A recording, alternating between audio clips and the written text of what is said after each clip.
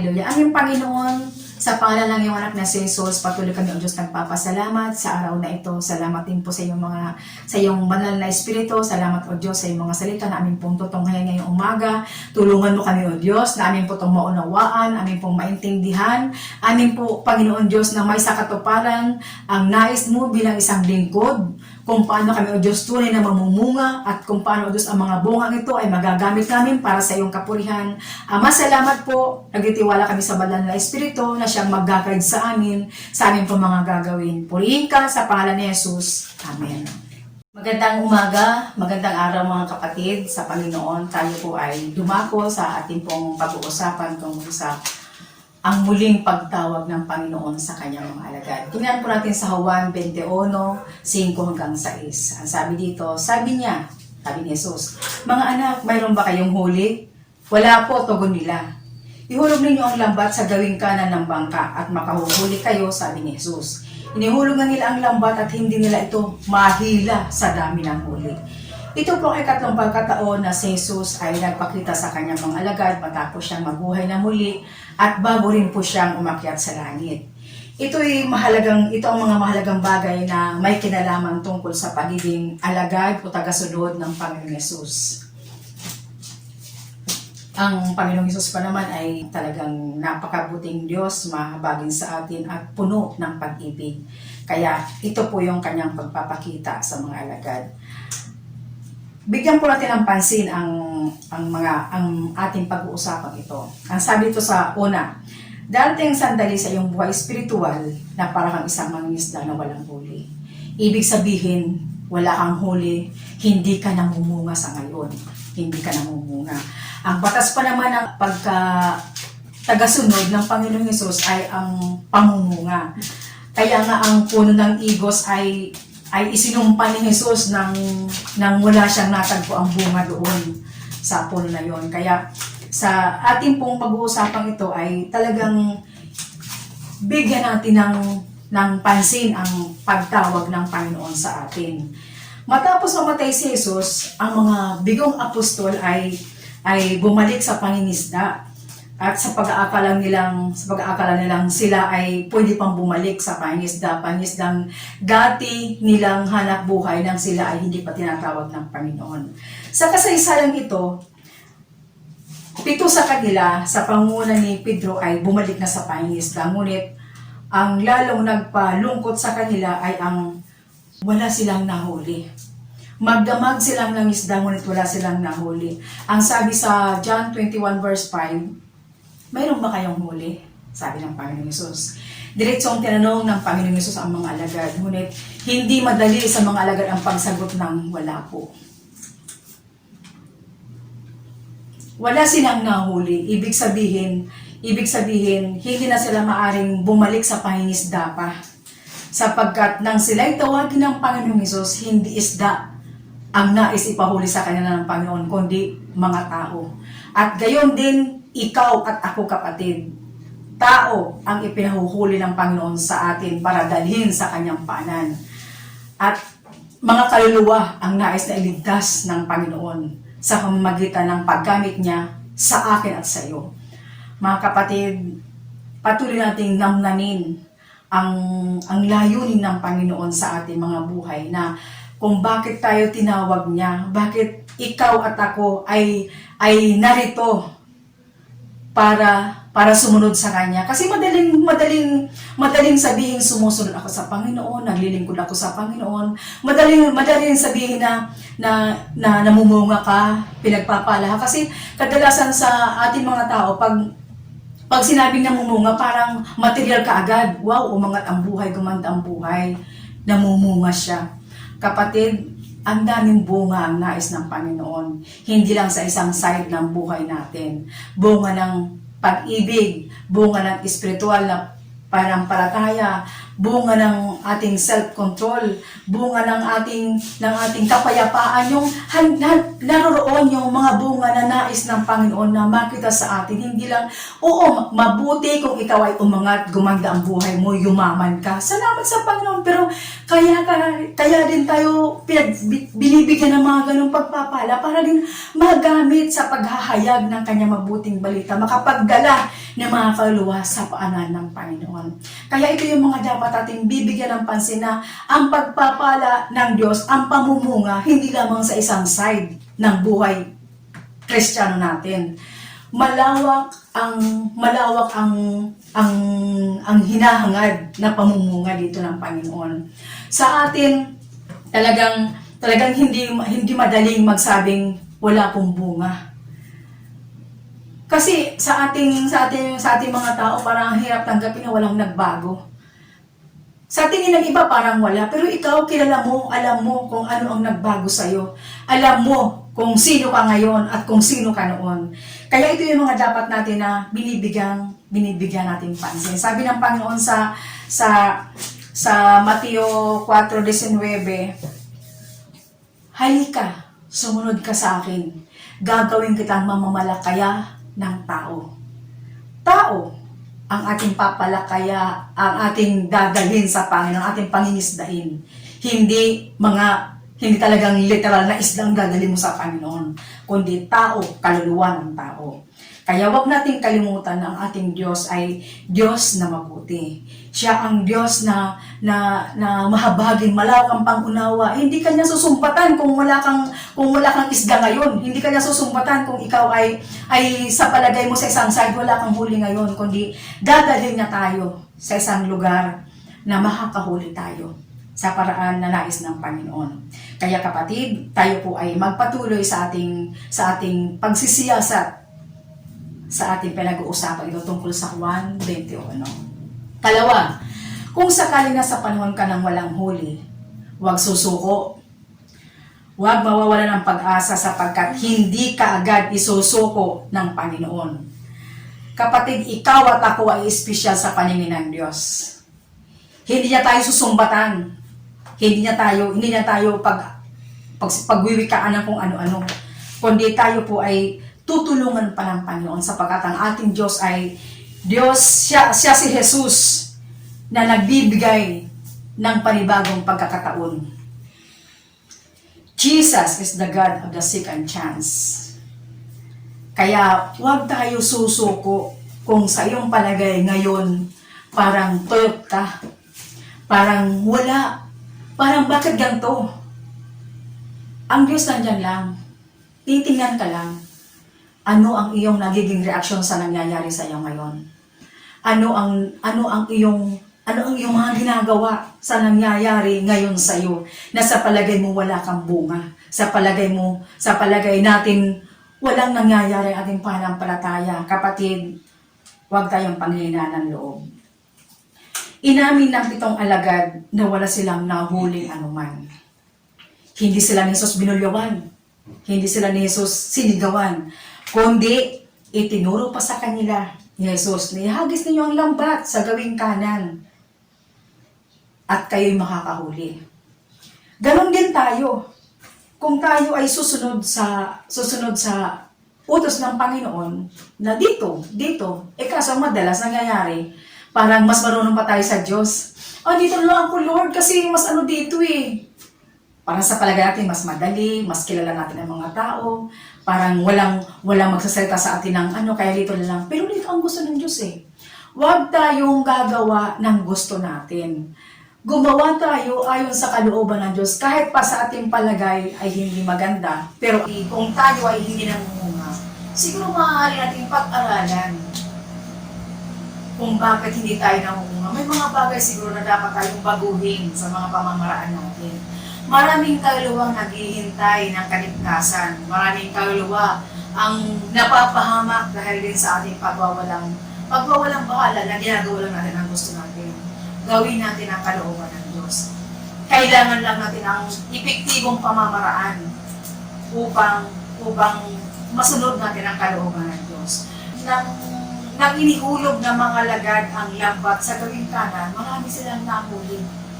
Marahil ay sa atin din, hindi naman perfectong bibigay sa ng Panginoon lahat yung nandoon na lahat yung mga bunga na kinakailangan. Pero mayroong ginagawa ang Panginoon sa buhay natin. Yung matutulang tayong maging sensitibo sa nangyayari sa buhay natin. Maging sensitibo tayo kung anong paraan, kung saan paraan, kumikilos ang Diyos natin. Kasi yun kasi sinasabi ko kanya, madalas kasi gumagawa tayo ng sarili nating pamamaraan. Kasi ang akala niya ang tama. Madalas kasi tayong nagkasabing, yung kasi ang tama hindi. Ang sundin natin ang kalooban ng Panginoon, kanyang pamamaraan upang makagawa tayo ng naayos sa kanyang kalooban at upang mamunga tayo. At huwag din tayong pakaisip na pag namunga ka, bigla kang yayaman, biglang lahat ng nasa iyo na. Hindi ganon ang pamamaraan ng Panginoon. Ang pamamaraan ng Diyos ay mabuti. Ang pamamaraan ng Panginoon ay maliwanag. Kapatid, kailangan natin alamin, kailangan natin talagang maging sensitibo kung saan nga gumagalaw ang Diyos sa buhay natin. Ikatlo, ang Panginoon din ang magbibigay sa atin, sa iyo, ng power of discernment upang maunawaan at makita mo kung saan siya kumikilos sa buhay mo. Sa 7 alagad, si Juan ang unang nakakilala sa Panginoong Hesus. Ngunit, hindi naman siya kumilos. Di naman kumilos si Juan sa kanyang kinalalagyan. Pero nang marinig ito ni Pedro, agad siyang tumayo at tumalon sa tubig para lumapit sa Panginoong Hesus. Ang unang nakakilala kay Hesus ay si Juan, pero ang kumilos ay si Pedro. Siguro mas magandang kombinasyon yung John Peter. Yung pagsamahin si Juan at saka si Pedro. Nakilala ni Juan, tumalon si Pedro. Mabuting paraan kung ating ito mapapagsama na tumalon at kumilos kaagad. Hindi lamang sa nakilala. Ang discernment ay kailangan sundan ng aksyon. Walang kabuluhan ang discernment kung hindi ito magbubunga ng aksyon o pagkilos. Sa biyaya ng Diyos, maaari tayong maging kombinasyon ng Juan at Pedro. Nakakilala at kumilos. Ganun ang ating gagawin. The John Peter combination is a powerful one. Talagang buong pwersa nilang ginawa ng magkasama. Ito ang kombinasyon na makapaghahatid ng mga kaluluwa sa Panginoon. Ito ang kombinasyon na makapagsusulong ng ikapagbabago maging ng lipunan. At ito din ang kombinasyon na makapagtatatag ng kaharian ng Diyos dito sa lupa. Mga kapatid, maging sensitibo tayo. Kung ano ang ating nalaman tungkol sa Panginoon, gawan natin ng aksyon. Huwag tayong basta lang manahimik o kaya nagpahayag sa akin ng Panginoon, sasabihin ko kay sister, gawin mo raw to. Hindi. Kaya nga pinahayag sa'yo dahil sa'yo pinapagawa. Kailangan natin ang aksyon. At alamin natin kung ano ang nais ng Panginoon sa bagay na yon. Kasi, yun nga, madalas kasi tayo pabigla-bigla, mabilis magdesisyon, mabilis kumilos, mabilis magsalita, mabilis humusga, para ang lahat sa atin napakadali. Pero, ang nais ng Panginoon, huwag ka naman sobrang maging bagal na parang pagong. Kumilos ka, pero yung naaayon sa kanyang kalooban yung bawat paghakbang mo. Hindi hakbang na pansarili. Kaya, kailangan natin ang magkaroon ng tunay na discernment na nasa ating puso, nasa ating isip, at sinasamahan ng action. Kapag nasa iyo na si John Peter combination, gagantimpalaan ka ni Jesus sa pamamagitan ng pag-anyaya na makasalo sa kanyang pagkain. Ang salo-salo sa pagkain ay isa sa mataas na sukatan ng isang malapit na relasyon. Maging sa atin, ba't tayo magkisala sa tao din na ating kilala? Di mo naman siya kilala nga kung sino.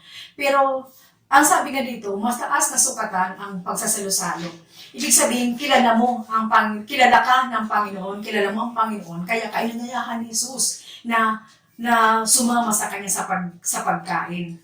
Ang ano nga dito, talagang napaka buti ng Diyos sa atin sa kabila ng mga nangyayari sa atin, sa kabila ng pagkilos, sa kabila ng mga nangyayari sa buhay natin, kahit pa masakit, ang Diyos ay kumikilos sa atin. At Panginoong Hesus ay pakikisalo hindi lamang sa kanyang tagumpay, kundi maging sa kanyang mga sakripisyo. Kapatid, ito yung buhay ng isang Kristiyano.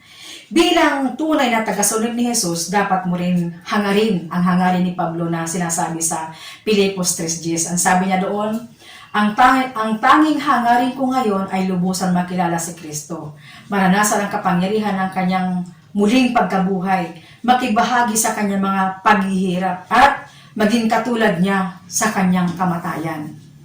Pakinggan natin, kapatid, ang ano dito.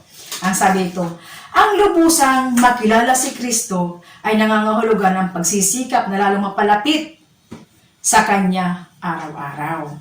Sa hamagitan ng marubdob na pagkasagawa ng mga spiritual discipline, mga tulad ng pananalangin, pagbabasa, pagbubulay-bulay, ito yung isang paraan ng lalong mapalapit o lalong makilala si Jesus. Ang pangalawa, ang maranasan ang kapangyarihan, ito ang kanyang muling pagkabuhay. Ang kanyang muling pagkabuhay nangangahulugan ang maranasan ang kapangyarihan ng kanyang muling pagkabuhay ay nangangahulugan ng hindi pagsuko maging sa mga pagsubok sa buhay at katapangan sa paghahayag ng mabuting balita. Hindi madali ang sumuong ka sa mga pagsubok. Madali ang magpayo, madali magsabing, naku kapatid, kaya mo yan. Walang imposible sa Diyos. Madaling magsabi ng ganun. Pero kung ikaw mismo ang naroon sa mga pagsubok, aalog din ang iyong puso, maalog din ang iyong pagka-Kristiyano. Pero ang salamat lang sa Diyos, hindi na tayo pinapabayaan. Hindi na tayo iniiwan. Kaya salamat sa Panginoon. Ang sabi pa dito sa ating pag-uusapan, makihati sa kanyang mga hirap. Madaling sabihin yan, makihati sa kanyang mga hirap. Parang kasi ikaw nagsasalita, makihati sa kanyang mga hirap, parang simple lang sa atin.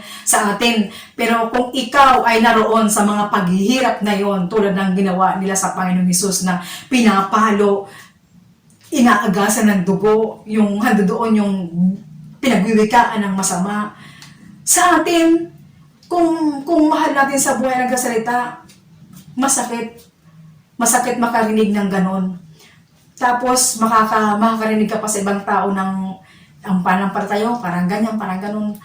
Minsan talaga mapapalingon ka, wow, sino ka ba para magsalita sa akin ng ganyan? Pero ang salamat lang sa Diyos kasi binigyan tayo ng Panginoon na unawain mo na lang sila.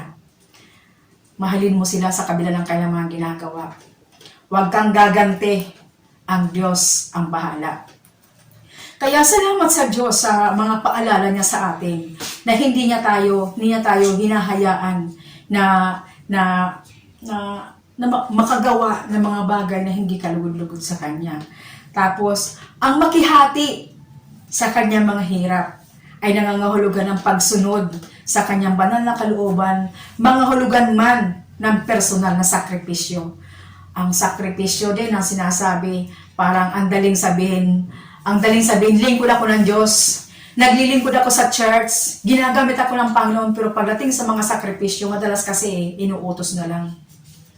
Gawin nyo yan, dito kayo, diyan kayo. Ang sakripisyo wala. Madaling sabihin nagkasakripisyo tayo, parang pag pumunta ka ng simbahan, para sa ating palagay, sakripisyo na. Hindi po ganun ang sakripisyo. Ang sakripisyo po, may kasamang katawan na kumikilos. May kasamang tayo. Tayo ang kumikilos. Ito ang pagsakripisyo. Hindi lang yung magsakripisyo ka, magbibit-bit ka ng mga pagkain, sakripisyo na. ang sakripisyo na sinasabi talagang tulad ng ginawang sakripisyo ng Panginoong Hesus sa krus ng Kalbaryo, tulad ng kanyang sakripisyo na ginawa para lang iligtas ka at ako dahil mahal niya tayo. Ito ang sakripisyo na sinasabi. Maging tayo sa ating mga pamilya, sa ating mga anak, sa ating mga mahal sa buhay.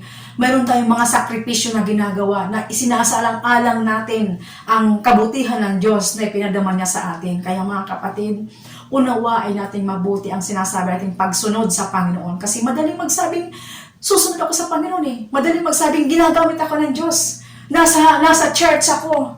Ako'y worship leader, ako'y nasa kung ano mang pwesto ang meron ka sa church. Madaling ipagsabihan, pero sa aktual na ikaw ay gagawa ng sakripisyo. Unawain natin mabuti. Tapos, sabi pa, ang matulad sa kanyang kamatayan. Kaya na madali pero ngayon, yung sinabing, ang matulad pati sa kanyang kamatayan. Kapatid, kaya ba natin mamatay? Nang dahil sa pagsunod sa Panginoong Hesus, yung pinagsasabihan nga lang tayo ng ating mga tao na kung ano-anong sinasabi, parang gusto mong lumingon, balikan sila eh. Parang gusto mong ipangat, pero lingkod ako ng Diyos, bakit mo ginaganyan? Naalala ko noon yung isang lingkod ng Panginoon galing sa Cambodia, umuwi siya ng Pilipinas, nakasabay niya sa pag-uwi ang isang sikat na nanunungkulan ng bayan ng Amerika yata. Tapos, ang dumating sila sa airport, yung bababa, kasi bago pababain yung mga pasahero, pinauna yung baba ng na yon. Nang bumaba na yung tao na yon, ng sikat na yon, pinaglatagan siya ng pulang, yung pulang carpet. Pinaglatagan siya. Tapos, siyempre, maraming kumamay sa kanya. Wow, sikat na sikat. Tapos, matapos yun, nilipit na yung carpet, saka na nagbabaan yung ibang mga pasahero. Yung misyonero na yun, wala man lang nakarecognize.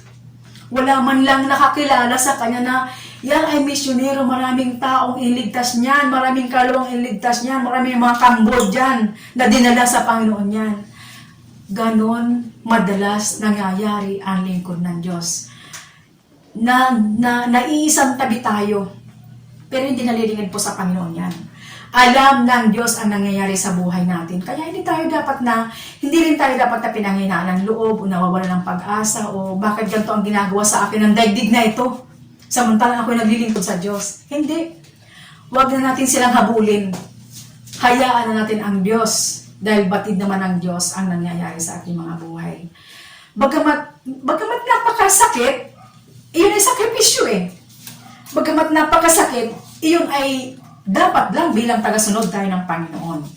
Kaya ano man ang kahantungan ng ating mga ginagawa, yun ay pagmimisyon na ibinigay sa atin ng Panginoon. Mission na kahit humantong pa sa kamatayan, alam naman natin na para sa Panginoon yun. At dadalhin tayo ng Panginoon sa lugar na dapat pagdalhan ng kanyang mga anak kung tunay tayong sumusunod sa kanyang kalooban. Panglima, kung sakali mang ikaw ay nagkulang, paalalahanan ka ng Panginoon hanggang sa ikaw ay muling maibalik sa kanyang piling. 3 beses na tinanong ng Panginoong Hesus si Pedro sa kasaysayan ito. At 3 beses din siyang tinanong, 3 beses din tinanong ng Panginoong Hesus si Pedro kung mahal mo ba ako? At 3 beses din sumagot, opo, opo, opo. Talagang ito'y nagpapagunita kay Pedro, maging sa atin, na madaling magsabi ng oo eh. Madaling magsabing, susunod ako, Lord, susunod ako sa iyo. Gamitin mo ako, wow, gamitin mo ako. Susundin ko ang iyong kalooban. Pero pagdating na sa akto, nakakalimutan natin ang ating mga pangako. Pero dito, si Pedro, hindi siya pinagalitan ng Panginoon, kundi pinaalala lang ng Panginoon ang mga nangyari sa kanila, ang mga ginawa ni Pedro sa kanila. At pagkatapos noon, ng konfrontasyon, si Pedro ay muling ibinalik ni Jesus sa kanyang dating mga ginagawa. At muli siyang sinabihan ni Jesus na, sumunod ka sa akin. Kapatid, yun din ang sasabihin ng Panginoon sa iyo at sa akin. Sa tuwing tayo nagkukulang, sa tuwing tayo nagkakamali at bumangon na muli, ang sasabihin ng Panginoon, anak, sumunod ka sa akin. Kung tunay tayong nagpapagamit sa Diyos, kung tunay tayong tumatalima sa kalooban ng Diyos, ang Diyos ay laging nandyan upang tayo ay muling ibangon, upang tayo ay bigyan muli ng pagkakataon na makasunod sa kanyang kalooban. Ang sabi ng mga scholar ay, ito daw yung muling pagtatalaga kay Pedro bilang isang leader ng mga alagad. Daw yun ay napunta na sa tinalaga ng Panginoon si Pedro, hanggang si Pedro ay tuluyan na rin sumunod sa Panginoon, nagbago na siya, hindi na siya naging pabigla-bigla, hindi na siya naging yung desisyon kaagad, kundi naging marubdob na ang kanyang pagsunod sa Panginoon, at talagang ipinaubaya niya na sa Diyos ang kanyang buhay, ipinagamit niya na sa Diyos ang kanyang buhay, hanggang sa siya'y ipako na sa cross ng patiwarik. Kaya ganun po ang isang pagsunod sa Panginoon. Ano man ang maging kahantungan ng ating buhay, kasi dito sa lupa pansamantala lang tayo. Hindi tayo aabot dito ng 300. Wag tayong wag na tayong na tatagal ka ng matagal dito. Matagal ng 100. Kaya kailangan natin talagang ano yun na natin yung pagsunod talaga sa Panginoon, yung maging sincero na tayo sa pagsunod sa Panginoon upang magamit tayo ng pananlubusan, at upang tayo ay mapakinabangan talaga ng Diyos na yung ating pagsunod sa Panginoon at yung pagliligtas niya sa atin, huwag masayang. Huwag masayang yung ginawa ng Panginoon Jesus na napako sa krus sa Kalbaryo para lang sa akin at sa iyo. Kaya tayo nakakilala sa Diyos para gamitin niya, para magpagamit tayo. Tayo na makakilala sa Panginoon, katakot-takot na pangangako natin, Lord, magbabago na ako, susunod na ako sa iyo, alisin ko na yung ganito. Mga kapatid, maging sincero na tayo. Huwag na tayo magpatumpik-tumpik pa. Gawin na natin ang mga bagay na nararapat, alang-alang sa Panginoon na sinasabi nating mahal. Purihin ang Diyos. Tayo manalangin.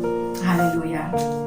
Panginoon, maraming salamat po sa iyong mga paalala sa amin. Maraming salamat po sa iyong mga salita na nagbibigay sa amin ng paalala. Lord, tulungan mo kami, O Diyos, na magkaroon kami, Panginoon, ng tunay na discernment upang magamit namin, Panginoon, sa pagsunod sa iyo. Upang kami, O Diyos, ay tunay na magamit mo para sa iyong kabutihan, para sa iyong kapangyarihan, para sa iyong mga salita, para sa mga kaluwang nangangailangan sa iyo, para sa mga taong wala pang pagkakilala sa iyo. Tulungan mo kami, O Diyos, na makita sa amin, Ikaw ang mahayag sa amin, magamit mo kami para sa iyong kalooban. Ama, nagtitiwala kami sa iyo dahil alam namin, Panginoon, Ikaw ang aming Diyos na nakakaalam din po na mabuti para sa amin. Kaya salamat, nagtitiwala kami. Patuloy kang kikilos, patuloy kang gumagawa. Tulungan mo kami, O Diyos, na sa aming pong isip, sa aming pong puso, ay tunay po, O Diyos, na maranasan namin ang iyong kapangyarihan. Maranasan namin, O Diyos, ang iyong pagkilos na totoo ka nga sa aming mga buhay. God, hindi kami nag-aalinlangan sa iyong kapangyarihan. Nais namin, O Diyos, na magamit mo. Kaya salamat, purihin ka sa pangalan ni Jesus.